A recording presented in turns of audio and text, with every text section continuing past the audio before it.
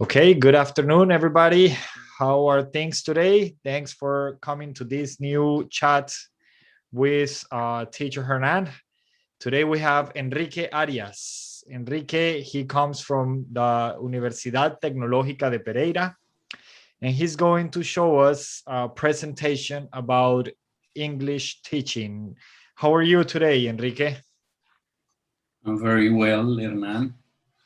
Thank you for the invitation. Okay, Enrique, thank you for accepting and coming. We were meant to do this a couple of days ago, and today we finally were able to do it, the two of us.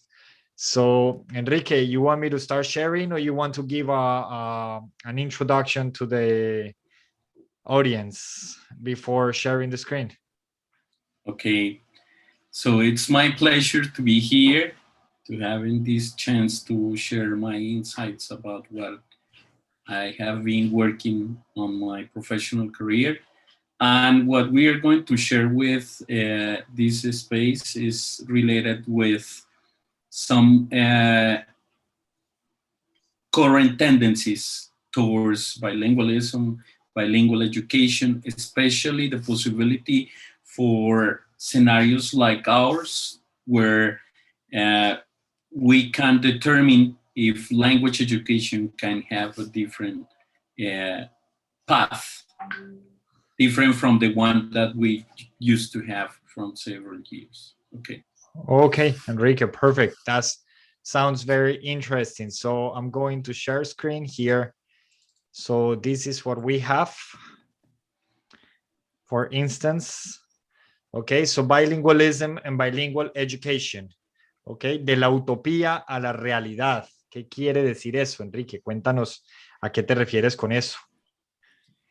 Lo que pasa es que hemos tenido el imaginario que estamos lejos de percibirnos como bilingües y aún más lejos de considerar educación bilingüe en un contexto público, en escenarios públicos, precisamente por ese marco teórico, conceptual, pero sobre todo desde los imaginarios, que es todavía más difícil de manejar. De considerarnos, de considerar si lo que hacemos es educación bilingüe.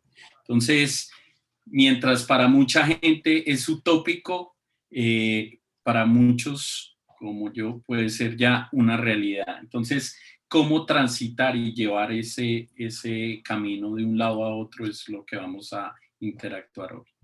Ok, perfecto. Veamos entonces aquí.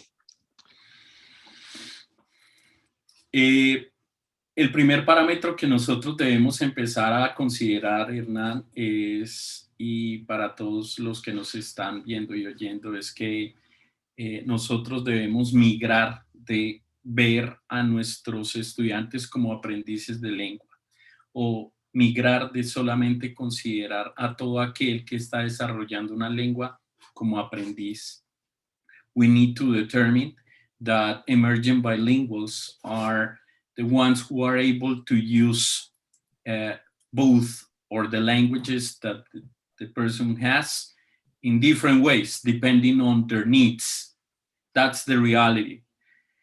Because we tend to have only one view of what we perceive of bilingual.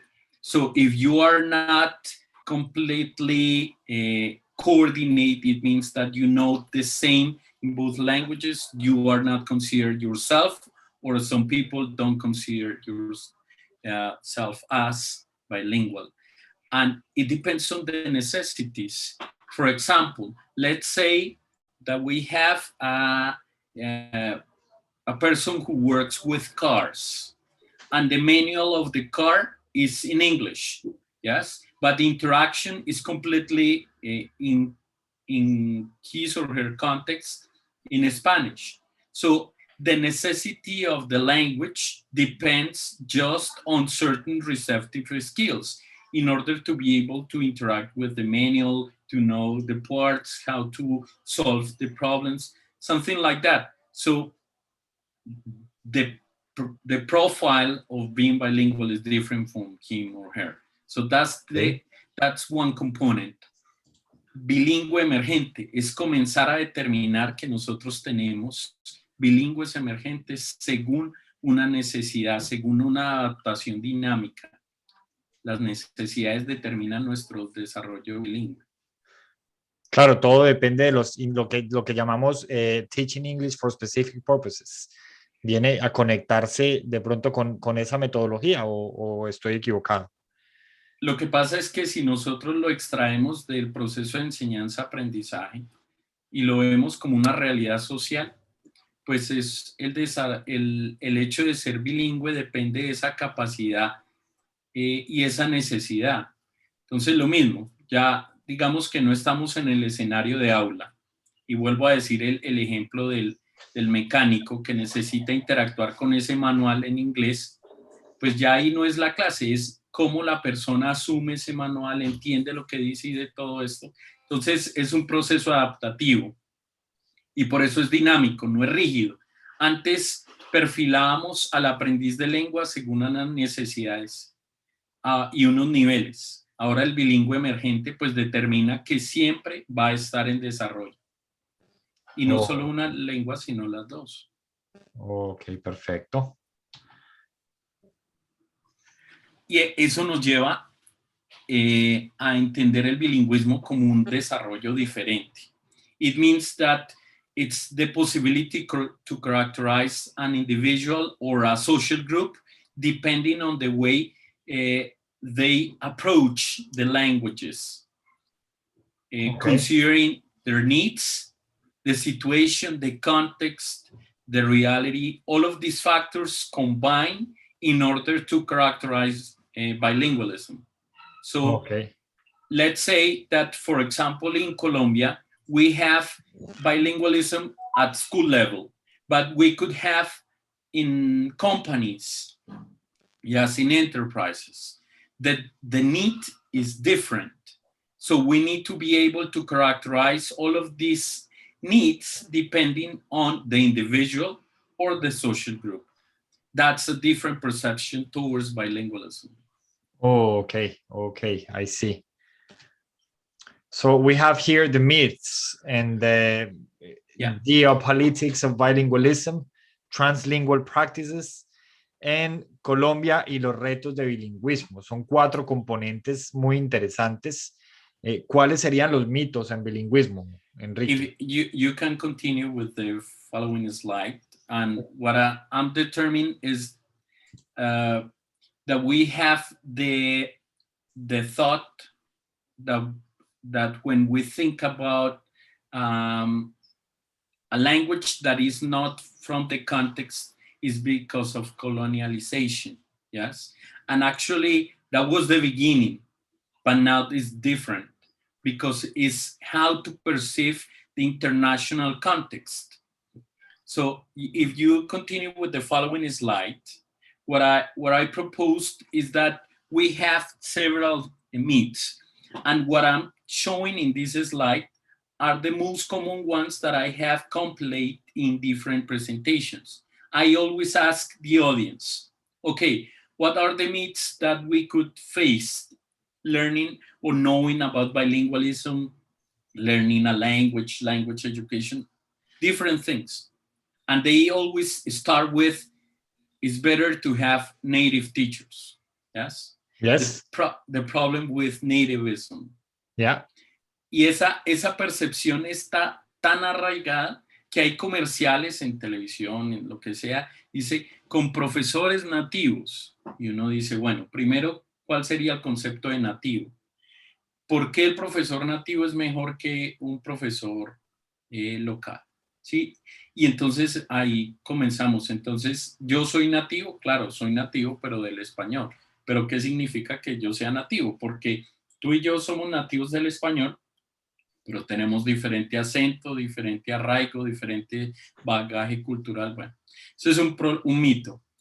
Que los estudiantes, y este lo viví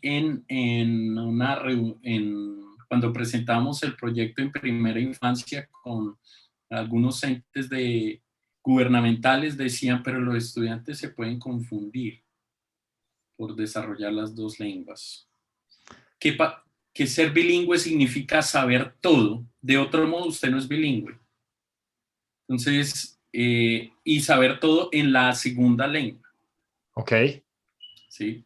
Otro mito que es muy común es que es más fácil, más difícil para los adultos, más fácil para los niños. Y siempre, no, siempre no, la mayoría de los casos utilizan el mismo ejemplo, el de el loro viejo no aprende a hablar. ¿Sí? Yeah. La expresión nuestra. Y en realidad eso no es tan real. Bueno, ahorita vamos a ver algunas respuestas sobre esos mitos. Y the more English, the better for programs. Porque se piensa que la respuesta frente al problema del sistema educativo es que tenemos muy poquitas horas en el sistema. Y en realidad sí es un problema, pero no es el único, ¿cierto? Porque así es como se plantea. Entonces, hay instituciones que han hecho un esfuerzo enorme, le meten 6, 7 horas a la semana en inglés, pero siguen los resultados siendo muy parecidos a lo que tenían antes. Entonces, ¿qué pasó ahí? Entonces, estos son los mitos más comunes, ¿sí? Entonces, con base en eso, yo quiero presentar en the following slide. The first analysis that we have towards bilingualism today is that bilingualism is not about just knowledge. It's about mobility. And mobility is represented by the metaphor that Cummings said several years ago about the bicycle. That when the person knows one language, is more difficult to move. Though the person can move, is not as easy as can do it with two wheels. Yes, as the example of the motorcycle. When one language is bigger than the other, it could move, but it continues being difficult. Different from a bicycle where the two wheels are completely equal and the possibility to move around is different. So when we talk about bilingualism and mobility, is the concept that we faced as teachers with our students when we say citizens of the world. It means how to determine that what I'm teaching, what they are facing, creates the possibility for them to be part of the world. That's a huge challenge because what you are facing, for example, in Ireland, and that is part of Europe, is that they don't have borders. They don't have limits in terms of, in terms of geopolitics. Yes, you can move around in different ways, so you need different languages, you need different skills in order to be able to do that. The question is if I'm preparing my students to do that in different ways, and bilingualism provides that possibility. Okay, very good.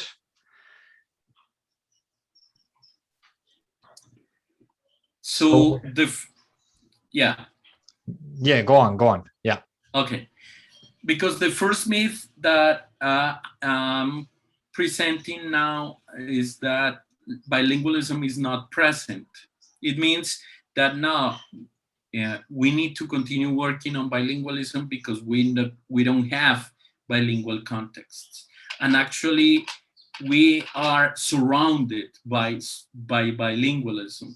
It means that the social reality towards bilingualism has changed in the last 5 years, even in the last decade, because of social media, because of technology. Our students can have access to different contexts, or even us, without moving our homes. It means that we can be in contact with any language, any context, just through these type of devices. So the language now is not just in terms of the context, but in terms of the social reality. So the bilingual reality has changed.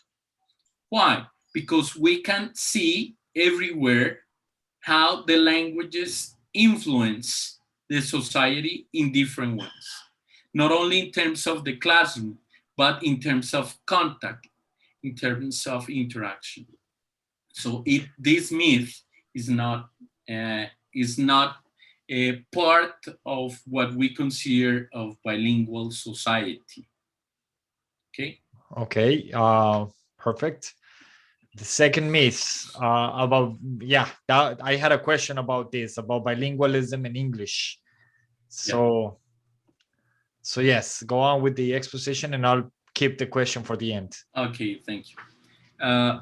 Because the myth is that when you say I'm bilingual, people say, "Oh, so you know English."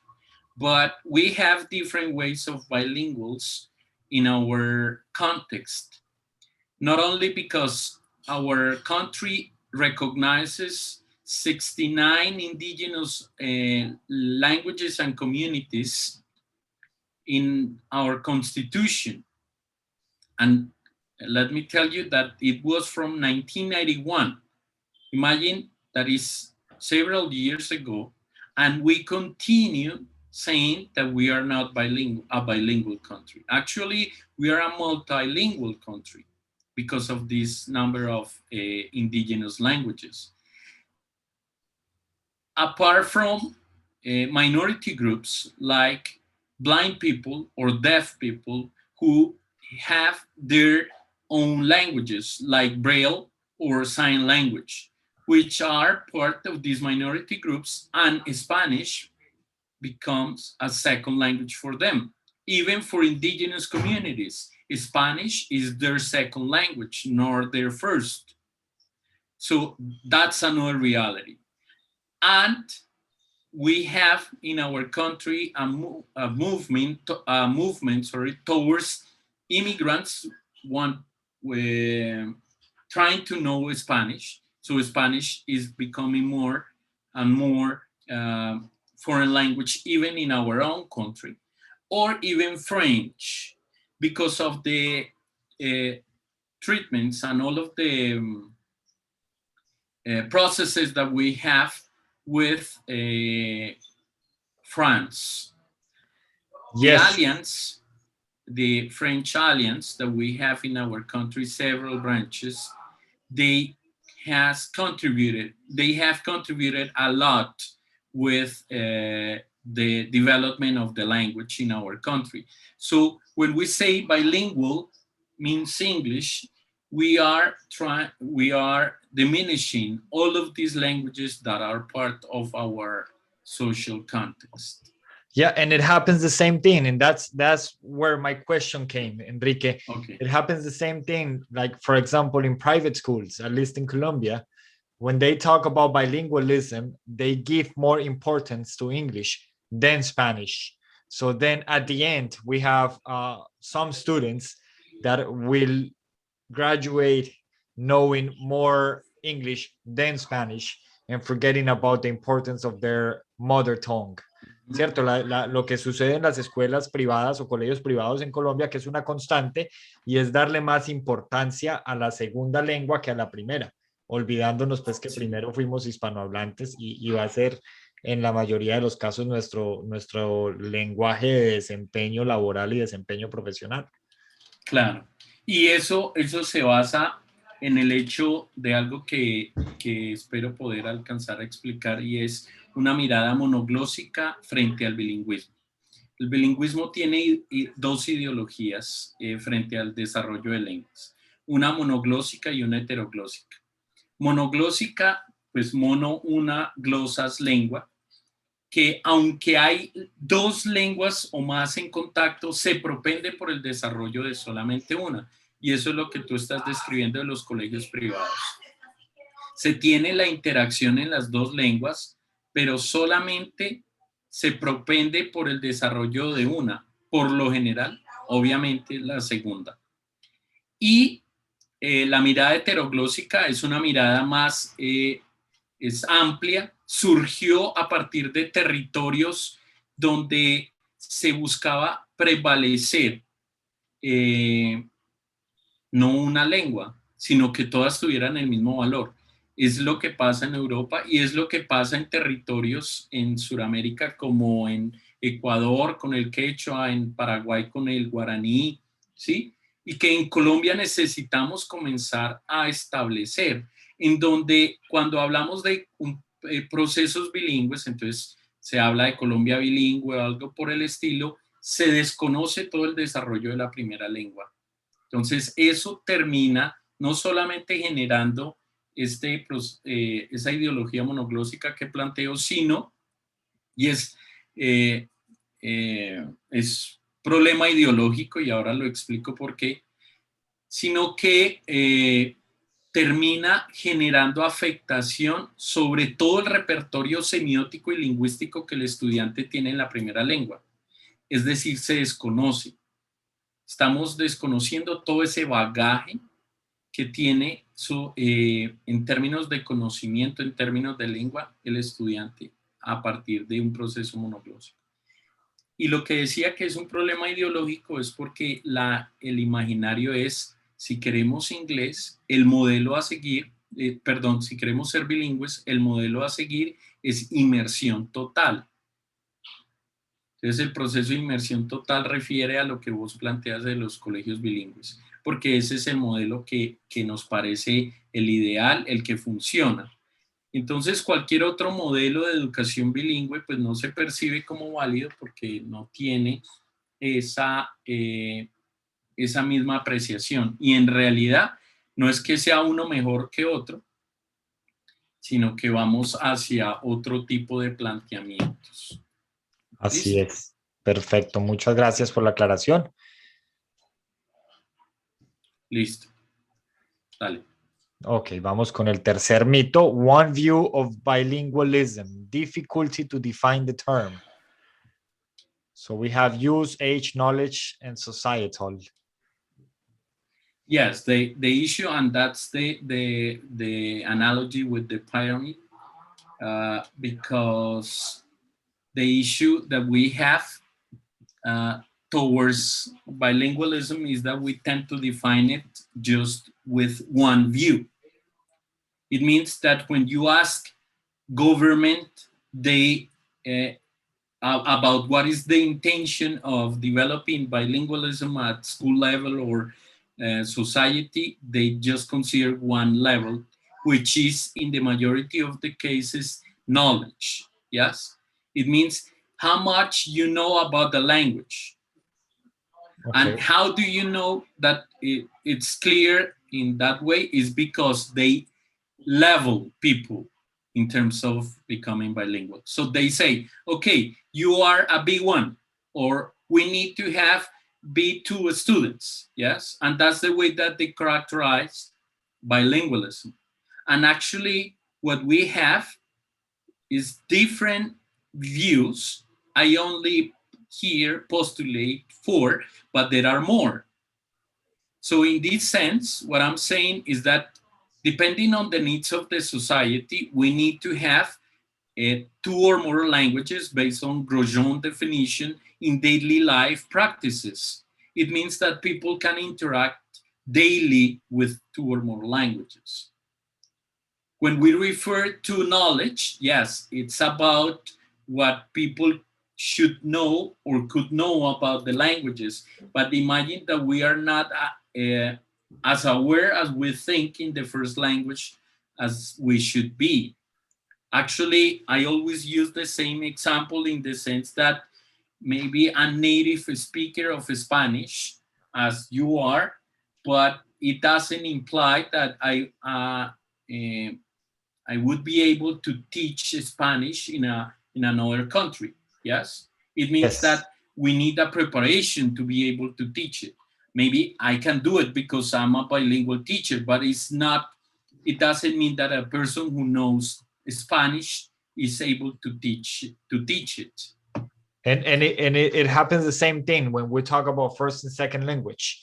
If I'm able to teach English as a second language, that doesn't mean that I'll be able to teach it as a first language, right? Yeah, it's the same. And the issue with that is that in most of the cases, we tend to think that this type of profile of teachers are able to do it. Yes, we tend to think that this is the best profile that we could hire as a teacher. The third definition that we should consider is about the age. Okay. In terms of development, we have simultaneous bilingual that is not really common in our context, where the person is able to develop the language from the pregnancy of Okay. his or her mom. Yes, the both languages are developed simultaneously because the child has bilingual parents. It's not really common. The second is early sequential. That is one that we are intending to promote here in our territory in Pereira, Dos Quebradas, Risaralda, with early childhood, where the language development is in early child. I mean, with a sequential bilingual process that the child develops the first language, then we start to develop the second one through a very systematic process. That's a project that we have been working on several years, and it has several results, but it's not easy to implement it because of budget, because of thoughts, but especially because of our system.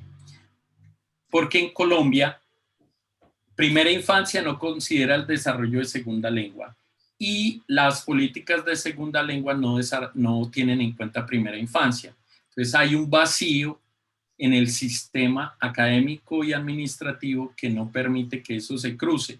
Entonces, cuando un ente territorial quiere trabajar en primera infancia bilingüe, pues no tiene desde la Secretaría de Educación cómo hacerlo. Y si quiere hacerlo desde el ICBF, tampoco lo tiene porque allá no le aparece. O sea que hay ahí un problema, hay un vacío que se está tratando de solucionar, pero es bien complejo porque ninguno de los dos debe hacerlo. Entonces, en últimas, son los colegios los que tienen la responsabilidad, pero se podría hacer desde antes. And finally, dime. Una aporte ahí, Sí. igual, bueno, primera infancia no lo contempla, right? And what Yes. about primary? Like from first to fifth grade, when we don't have specialized English teachers.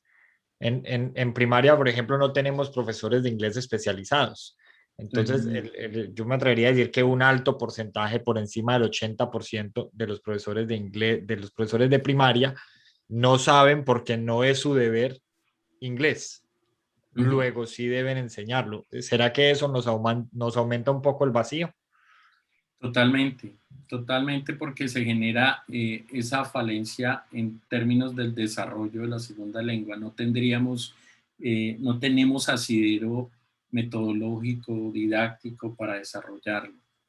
Entonces, la mayoría de nosotros somos late bilinguals. Ok. Y que es adolescence, mostly adulthood.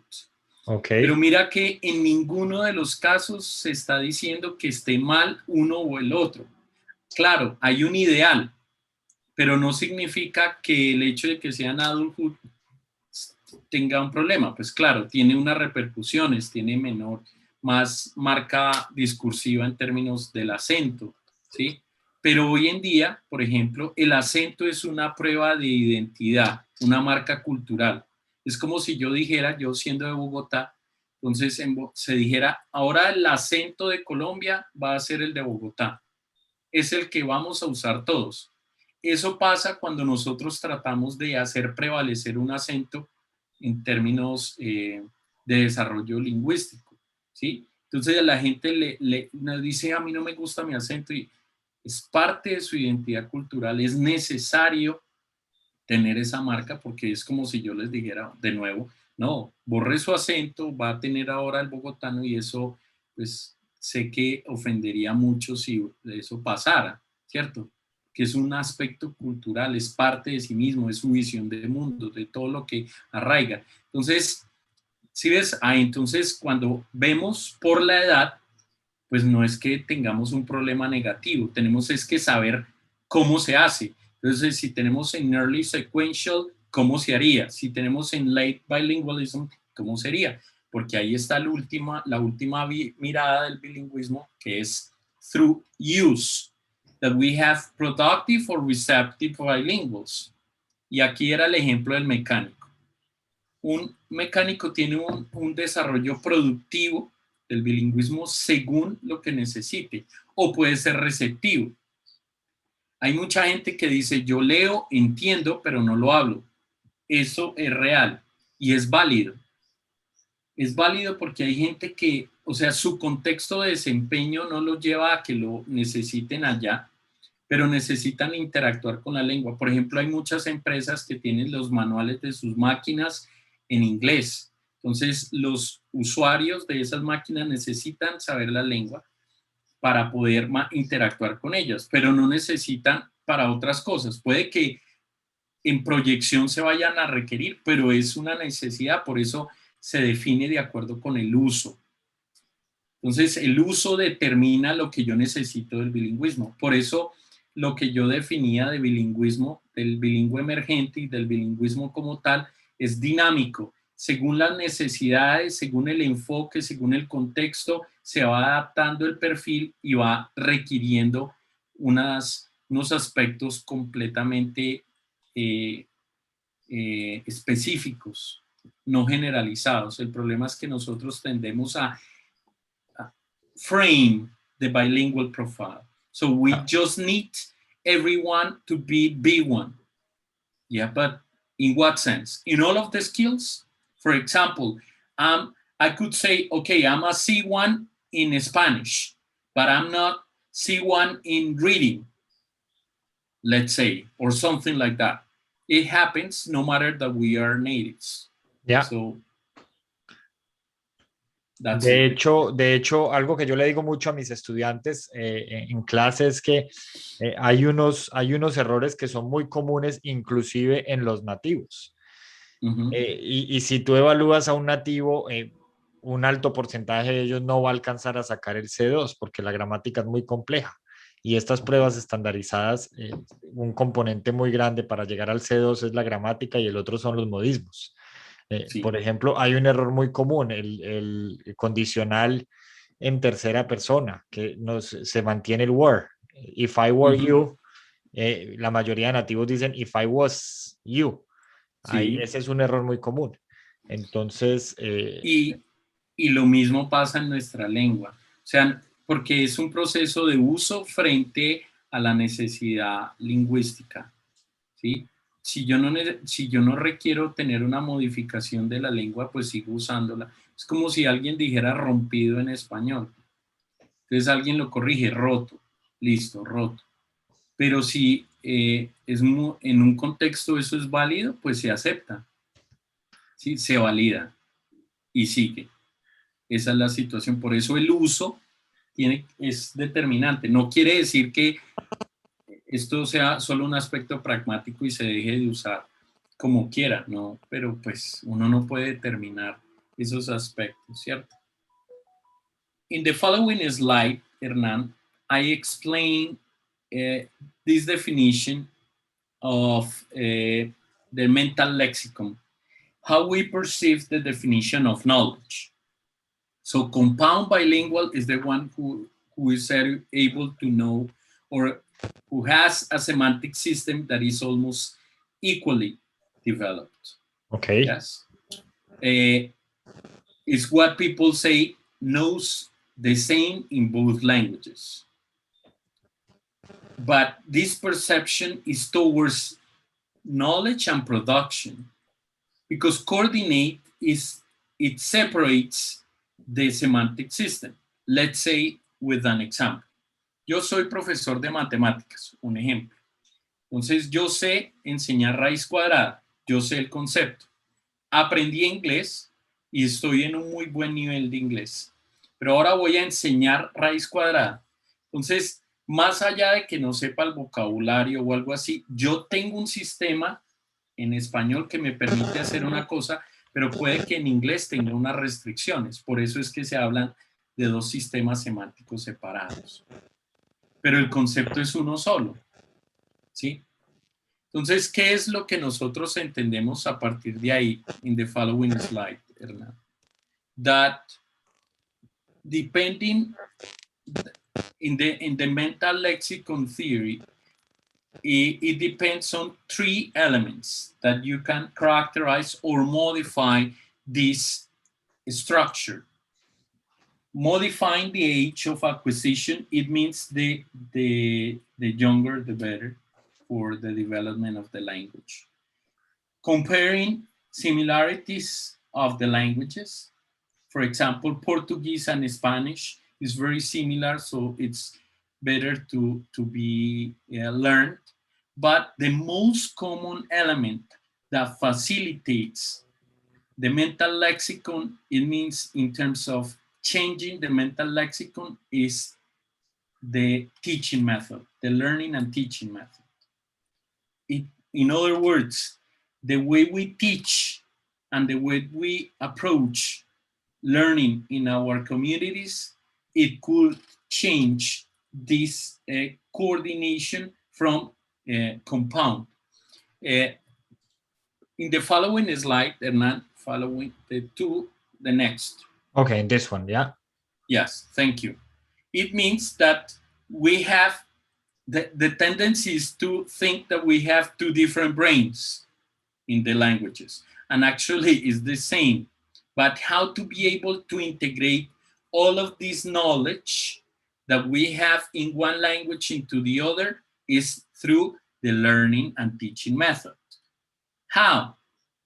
It means that explicitly, not spontaneously, but systematically, with a very structured teaching method, we can integrate both languages, working with both languages in the educational system, in general, in the educational development. It's not Spanish, English classes in Spanish. That is not like that. It's the way that you are able to know what the students know in the first language and use it in the second one. And that's the appearance of CLIL as a methodology, because it develops, it integrates content with second language development.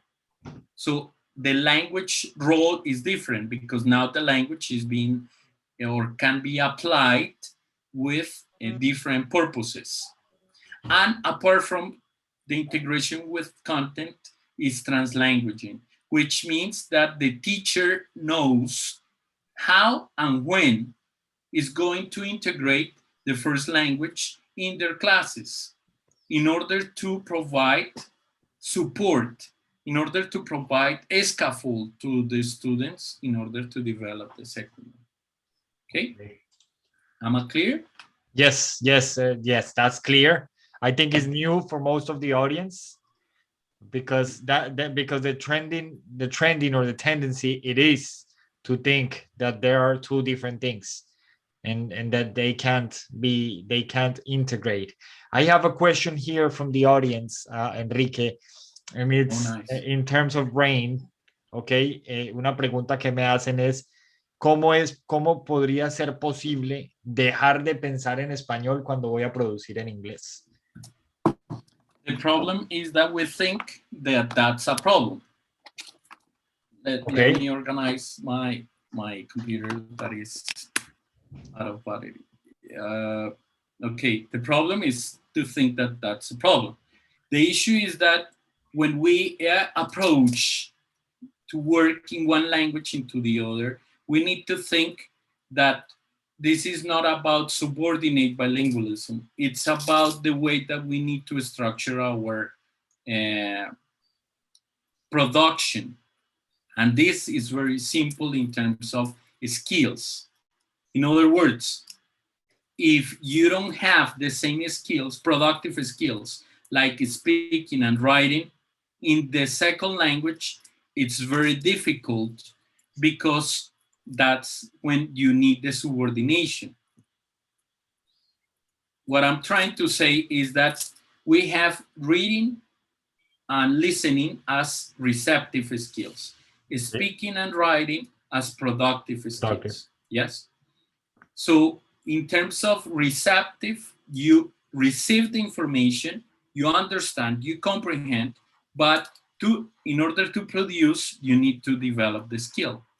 So if you don't have the skill developed, that's the reason that you need to go into different ways to be able to do it.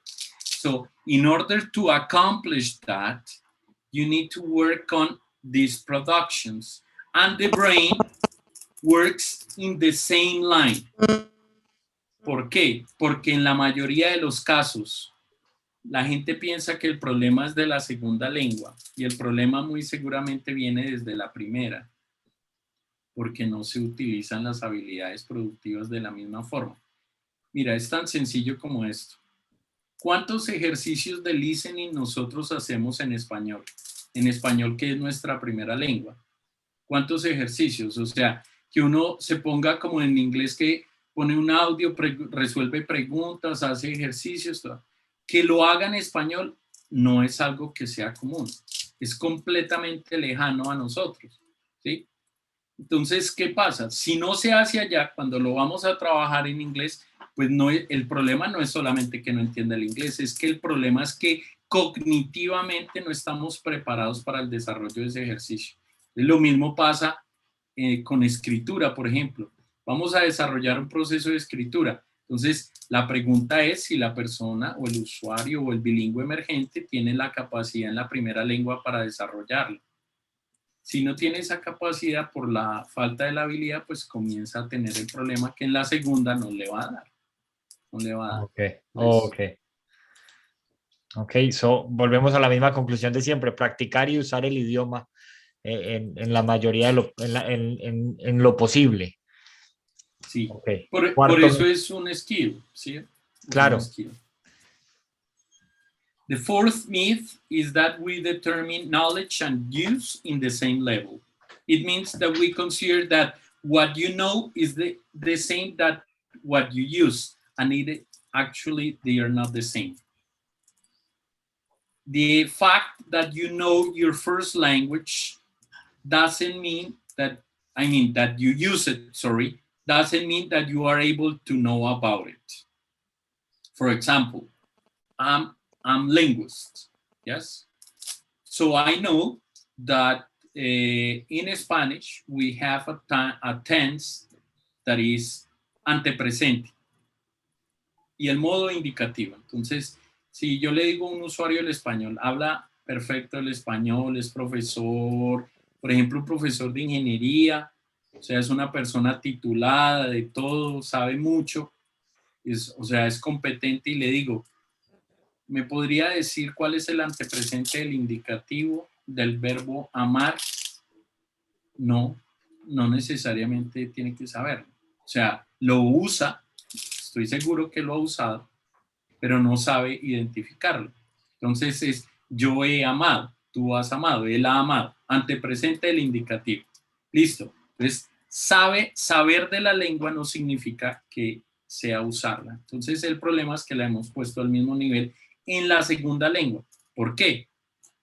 Because we tend to teach about the language, but not to use it.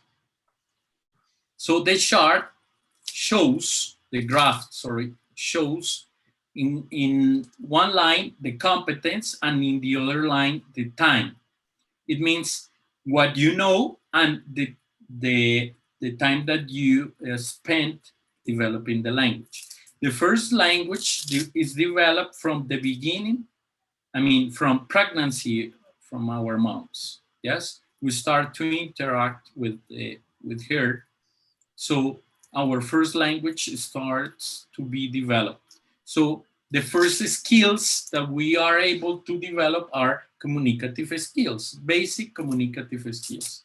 Those skills that the acronym is from Jim Cummings. Jim Cummings proposes that BICS is a basic intercommunicative skills, is what we need in order to survive in society, yes? And then we use the first language to develop more content, more knowledge. we don't develop the language, but we use the language to learn. For example, we start to learn social studies, mathematics, science in Spanish. So we are developing those elements, and at the same time, the language is progressing. In English, the problem is that we don't have the same process, because the tendency is that the language education is focused on the language. So it uses communicative language teaching. For example, so it only fosters the communicative skills most of the times. So in terms of competence, while the first language is developed with a different use, the second language has a different orientation. So maybe you know about the language, but you don't use it. Entonces es muy común, y eso nos pasa mucho, que en inglés terminan sabiendo mejor los tiempos, las estructuras gramaticales y todo esto, que el español. Eso pasa mucho con los cursos de inglés, con nuestros licenciados inclusive. Por eso nosotros hicimos una modificación del programa a bilingüismo, licenciatura en bilingüismo, porque ellos terminaban sabiendo más de la estructura del inglés, siendo más competentes de toda la fundamentación de lengua del inglés que del español, porque se hace ese énfasis estructural, pero no, el uso después se avanza, pero en español no se hace. Nosotros no creamos esa conciencia lingüística, y la conciencia lingüística, pues eso no es que sea un problema de acá, eso es un problema en todas las lenguas, y es lo que tú decías como ejemplo. Pueden cometer un error gramatical y pues para ellos no es nada, porque nadie los corrige, nadie, pues no tienen ese referente.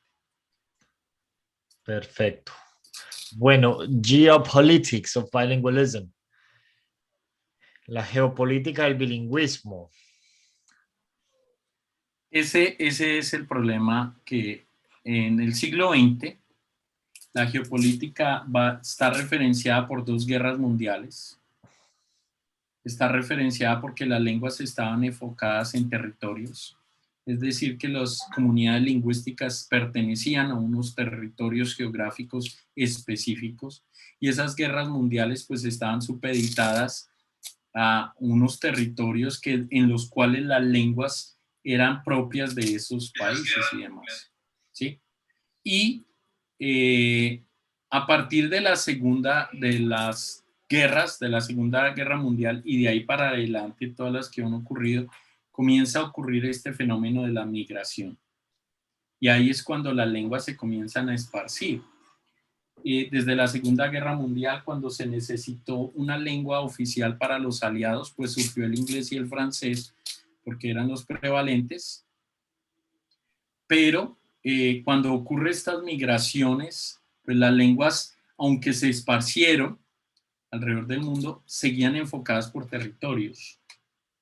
Y por eso es que muchos colegios bilingües aparecieron por esos fenómenos de los inmigrantes, pero que seguían buscando que la lengua permaneciera institucionalmente en un territorio. Por ejemplo, los inmigrantes alemanes, los inmigrantes franceses, los inmigrantes ingleses, son los que terminan creando los colegios, como el Liceo Francés, que es mundial, ¿sí? Como el Goethe, que es de los alemanes. Son colegios que ocurrieron por esta migración y tienen ese desarrollo para hacer prevalecer la lengua.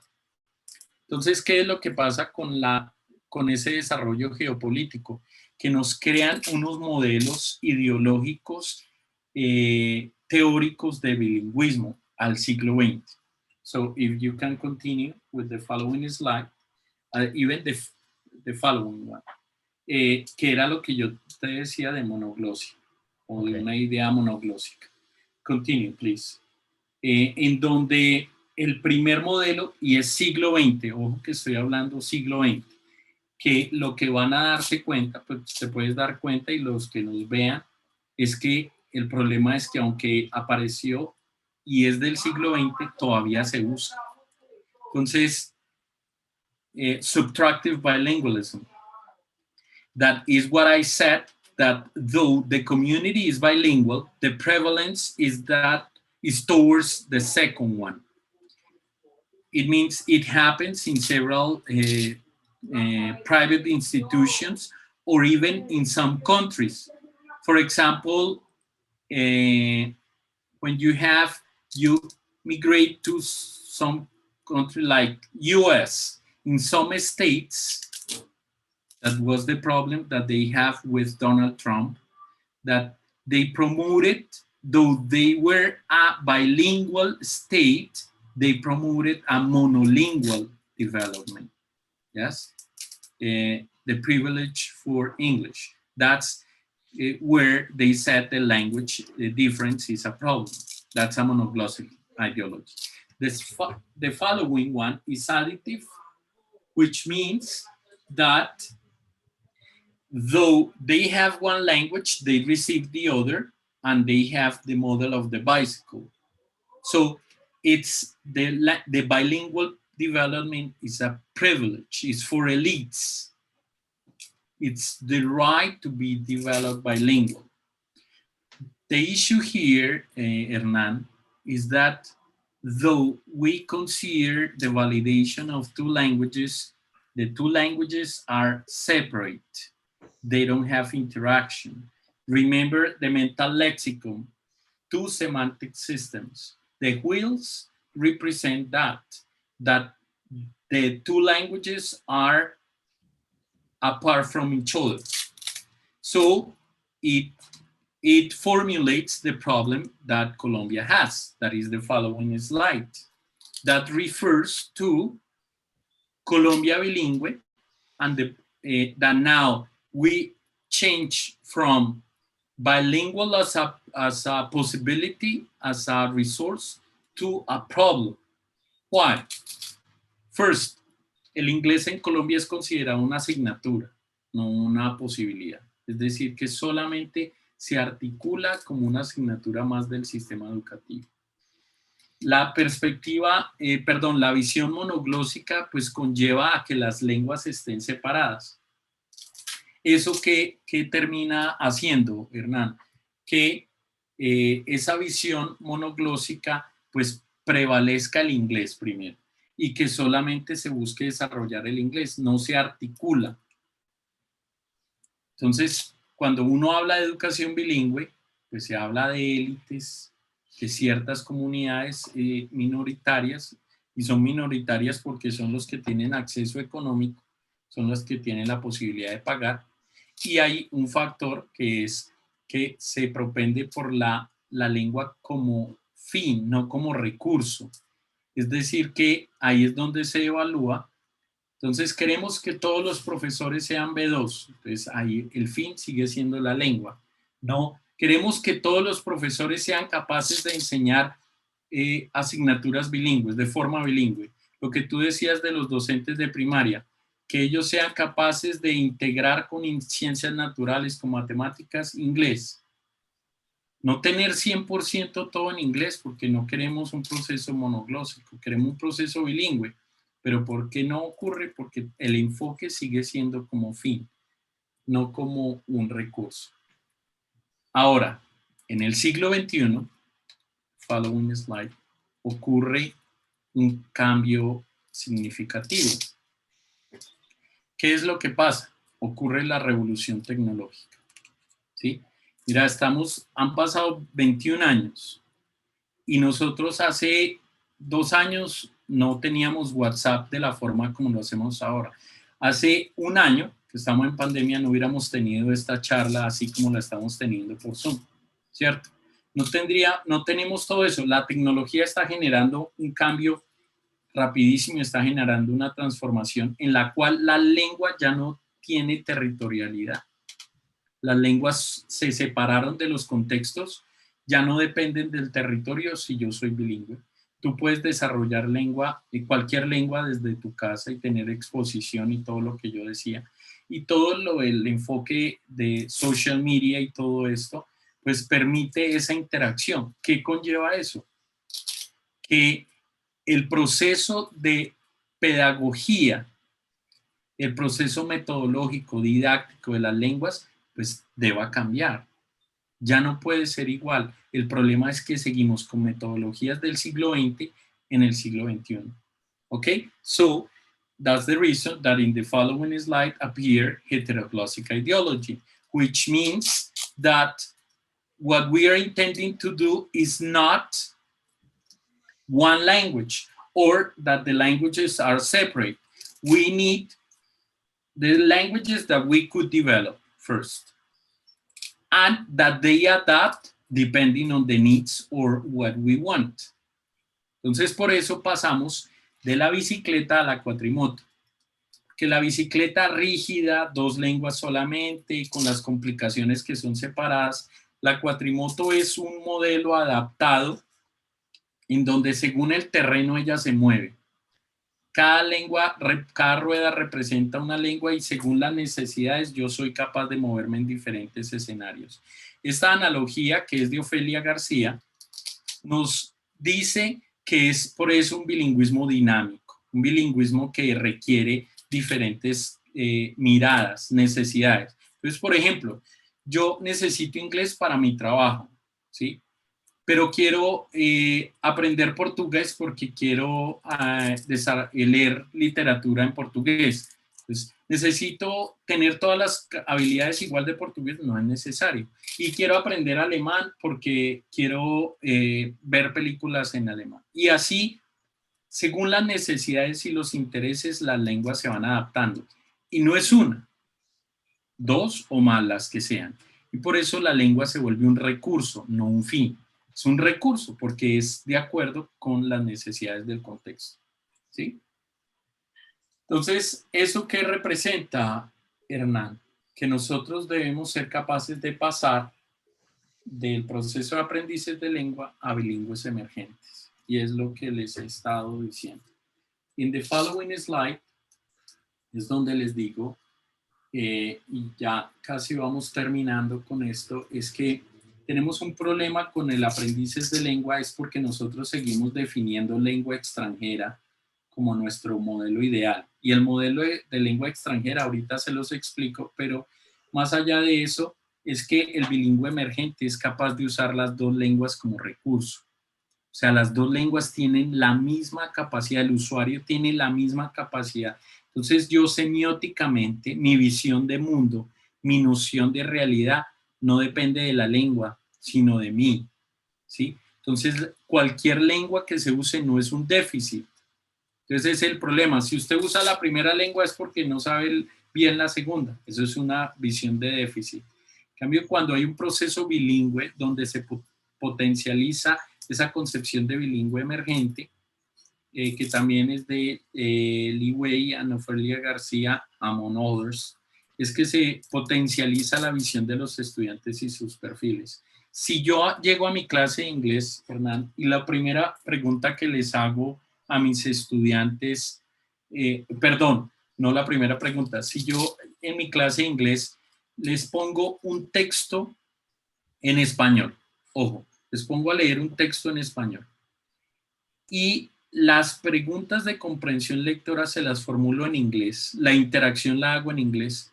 ¿Qué habría de malo en eso? Si en últimas lo que yo estoy buscando es el desarrollo de la segunda lengua. Entonces, lo que estoy diciendo es que ese potencial es a partir de cómo integro las dos lenguas sistemáticamente. Por eso lo decía antes. No es un proceso aleatorio, no es un proceso espontáneo, es un proceso sistemático, regular, en donde yo sé cuándo y cómo las voy a usar. Y de nuevo, no es dar la clase de inglés en español, no, no se trata de porcentajes, no, se trata de cómo yo conscientemente, cómo soy consciente de articular los procesos en las dos lenguas.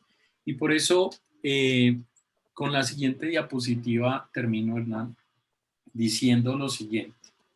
El problema que tenemos con Foreign and Second Language, y por eso digo el problema de la utopía a la realidad, es que cuando nosotros definimos con Foreign Language, es que siempre hay una separación de las lenguas. por niveles. So you separate the languages because you are not able to know how, or you are able to determine the knowledge. So the first language, in our case Spanish, is considered a deficit. It means that you cannot use it. It is forbidden. Yes.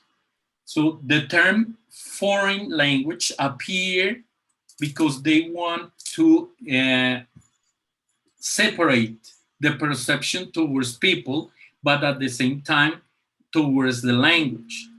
It appeared several years ago because of the migration, remember. So they say foreigners, they are foreigners. And foreigner means that they don't belong to this territory. Why? Because they don't speak like us, they don't behave like us, they have different culture from ours. So they are foreigners and they have a foreign language. So in that way, they want to keep distance from those languages. Y tú que estás cerca de ese territorio, hay dos casos. Uno es en Wales. Este de Wales es que algunos estudiantes les colgaban en su cuello un pedazo de madera donde decía WN, Welsh Not. Ellos, como fue un territorio colonizado, les prohibían usar el Welsh, el galés, como primera lengua. Les decían que no, si era una forma de represión. Y otro caso fue en Kenia con el Giyuki, que inclusive les pegaban o les pegaban y les ponían un metal que decía I'm a stupid or I'm a donkey, just because they use their first language. So imagine that we continue having these thoughts in the way we teach when we determine to say, okay, Spanish is forbidden in our class. You cannot use it. Everything is in English. Yes, because that's the determination. Again, I'm not saying that the English class is in Spanish. Is that the way that we can empower our students as bilinguals? Saying, okay, you are a bilingual person. You can use both languages bilingually. Yes. In the sense that we are going to systematically include both components in our sessions, not because they don't say it, not because since they don't understand, I'm going to translate. No, that's not the reason. It's a very methodological process.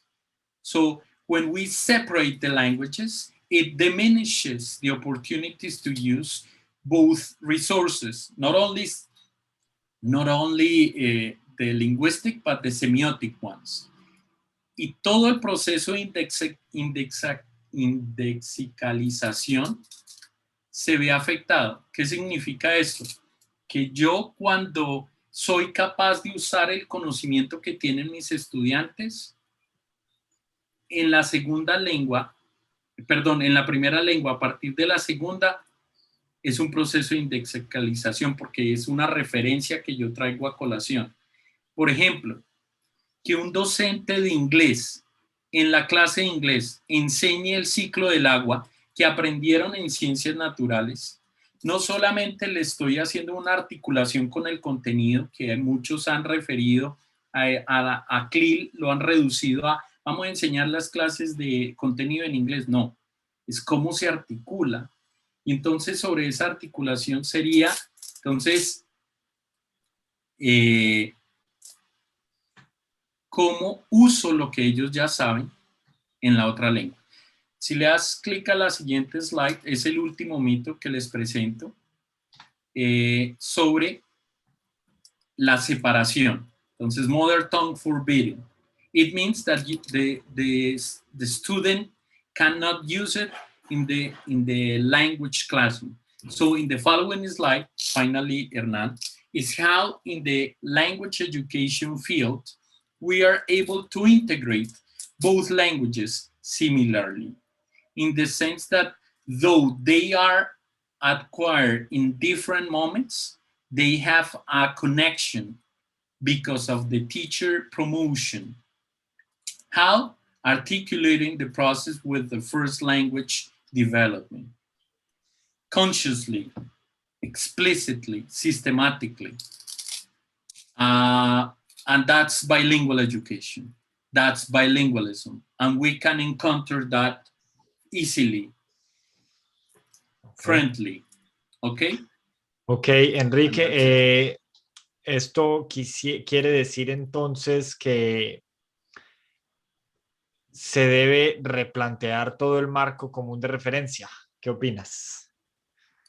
Es que el problema que se estableció es que el marco común se volvió la Biblia. Sí. Entonces, como Biblia, se debe seguir al pie de la letra. Y en realidad es una referencia, es un componente que podemos usar como referente.